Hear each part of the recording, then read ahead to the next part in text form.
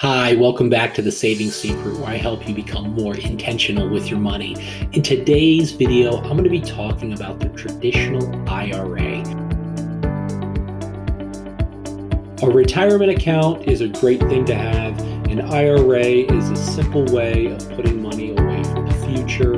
And so today, I'm going to go through just how simple it is to do it specifically on Fidelity. I'm going to walk through the steps of how to get started. Before I do that, one ask that I have for you is be sure to smash that like button. It really helps me out. It doesn't cost you a thing and helps my channel continue to grow. So without any further ado, let's check out what an IRA is and how to set it up on Fidelity. So when you go to the Fidelity website on a traditional, they give you the great information that you're looking for about what a traditional IRA is.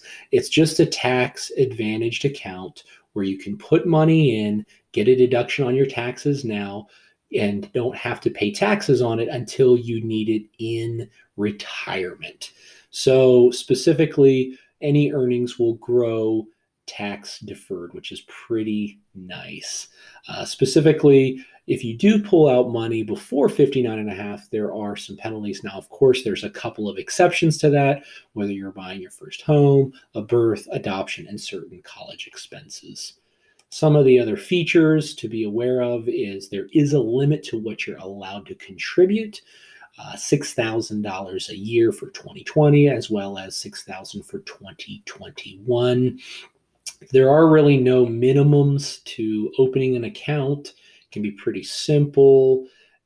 Obviously, you want to make sure that they have a wide range of different investment options. For me personally, what I use is index funds. This is not investment advice. This is just for educational purposes only, as that disclaimer would have it. But really, if you're interested in getting involved in retirement accounts, there's a lot of different options.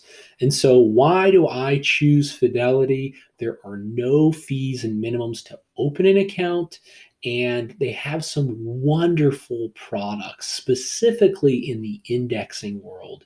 So if you're looking to buy index funds, Fidelity is maybe the best place to do that, one of the leaders in it. So if you specifically check out what they're able to do, is they have zero minimums for their mutual funds, which is really incredible.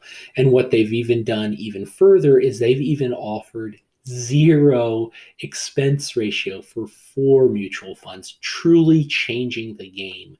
So if you're familiar with what mutual funds are and why knowing what the fees are super important. The lower the fees, the more money that's in your pocket, less that's going to the actual brokerage account and the firm who's created the mutual fund. So low fees is a good thing. So here are some of the 4 mutual funds that Fidelity offers that have a zero expense ratio, which is really cool. Now, it's important to note that you may have an account with other brokerage firms, whether it's Vanguard, Charles Schwab, TD Ameritrade, any of these other platforms. You will not have access to these zero expense ratio funds unless you have it with Fidelity. So that's just something to keep in mind. But again, you don't have to just choose one of these 4. They have lots of different mutual funds and index funds that what they say is there's no match for Fidelity, not even Vanguard. And so they have, Vanguard specific that you need at least $3,000 minimum investment, and what the expense ratio is, and what Fidelity's counter to what they have similar fund to what Vanguard does with a lower expense ratio. Now, these expense ratios are so low, and you might be saying, like, what does this even mean? So if you invest $1,000 with FXAIX, that is saying that every year, if you invest $1,000, you'll have to pay 15 cents for the fee to manage the mutual fund, which is so low. So you're getting the benefit of having 500 different individual stocks in this one account, and you're charging 15 cents for every $1,000 invested. Great easy choice to get involved with that. But these are a lot of the different mutual funds and index funds that Fidelity offers that are great to hold on to and buy. And me personally, I own the Fidelity 500 index. I also own the Fidelity Extended Market Index Fund, and I also own the large cap growth. So those are ones that I personally